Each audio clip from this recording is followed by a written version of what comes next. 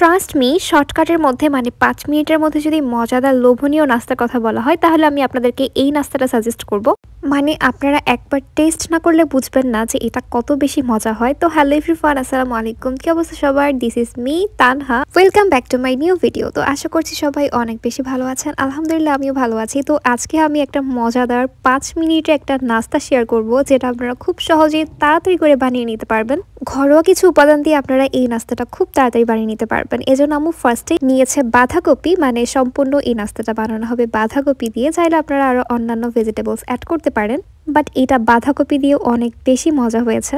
তো এই জন্য আম্মু প্রথমেই বাঁধাকপিটাকে ভালো করে কুচি কুচি করে কেটে নিল। তারপর এটাকে একটা পাত্রে নিয়ে এর মধ্যে মরিচের গুঁড়ো, লবণ, কর্নফ্লাওয়ার, আটা, কাঁচামরিচ কুচি, পেঁয়াজ কুচি দিয়ে ভালো করে এটাকে সামান্য একটু পানি দিয়ে মাখিয়ে নিচ্ছে। লক্ষ্য রাখতে হবে যাতে বেশি পাতলা না হয়ে যায়, মানে মাখা মাখা লেগে লেগে থাকে, এরকম করে ভালো করে এটাকে মাখিয়ে নেবে। তারপর এটাকে এবার তেলে ভাজা হবে অনেকটা। আপনারা যখন পিৎজা খেতে ইচ্ছা করবে না, তখন এভাবে নিজেকে একটু সান্ত্বনা দিতে পারেন, মানে অনেকটা পিৎজার মতো করে এভাবে ভেজে তারপর খেয়ে নিজেকে নিজে সান্ত্বনা দিতে পারবেন। মানে অনেক সময় অনেক কিছু বানাতে ভালো লাগে না, মানে অনেক ঝামেলা বলে তখন আপনাদের পেটে ক্ষুধাও লাগতে পারে। তো তখন এভাবে শর্টকাট করে এভাবে আপনারা বানিয়ে নিতে পারবেন। আর ট্রাস্ট মি এত বেশি মজা হয় এটা। তো আমি এবার প্যানে সামান্য একটু তেল দিয়ে তারপর সেই বাঁধাকপির যেই মানে মাখিয়েছিল ওইটা দিয়ে দিচ্ছে। এবার ভালো করে চারোদিকে এটা ছড়িয়ে দেবে। আর দেখুন দেখতে কতটা লোভনীয় লাগছে, তাই না? মানে অনেক সুন্দর লাগছিল দেখতে। আপনারা চাইলে বিভিন্ন রকমের ভেজিটেবলস অ্যাড করতে পারেন, যেমন গাজর, আলু, বাট আমার মনে হয়েছে এখানে আলু অ্যাড না করাই ভালো, মানে মজা লাগবে না। জাস্ট বাঁধাকপি দিলে ভালো লাগবে। আপনারা চাইলে গাজরও ইউজ করতে পারেন।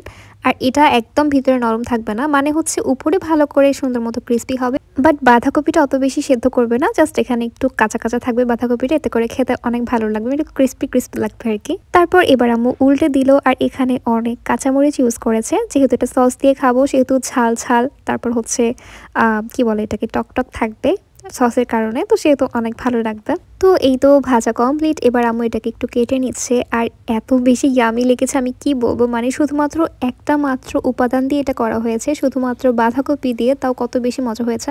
মানে আমার ভাবতেই অবাক লাগে, মাত্র ৫ মিনিটে শুধুমাত্র একটা ভেজিটেবলস দিয়ে এত মজাদার নাস্তা কিভাবে বানাতে পারে আম্মু, মানে আমি তো জানি না। আর এটা এত বেশি মজা কি করে হলো, মানে ফার্স্টে ভেবেছিলাম এত একটা মজা হবে না, বাট পরে দেখলাম যে অনেক বেশি ভালো লাগছে। এটার স্বাদটা ছিল একদমই ঝাল ঝাল, সাথে হচ্ছে বাঁধাকপিটা একটা মানে হচ্ছে ক্রিস্পি ক্রিস্পি লাগছিল, উপরেও ক্রিস্পি ছিল, বাঁধাকপিটা আধা কাঁচা ছিল। তারপর হচ্ছে সসটা যখন লাগিয়ে খেলাম, মানে এক কথায় অসাধারণ। তো এখানে নিজেরা বানিয়েছি বলে ছাপা মারছি না, আপনারা চাইলে একবার হলে এভাবে বানিয়ে দেখতে পারেন। তো আজকের ভিডিওটা আমার এই পর্যন্তই ছিল। ভিডিওটা ভালো লাগলে শেয়ার করে দেবেন এবং আমার পেজটা ফলো করে দেবেন। আর ভিডিওটা কেমন লাগলো ওইটা অবশ্যই কমেন্টস করে জানাবেন। তো যে যেখানে আছেন সবাই ভালো থাকবেন, সুস্থ থাকবেন। আল্লাহ হাফিজ।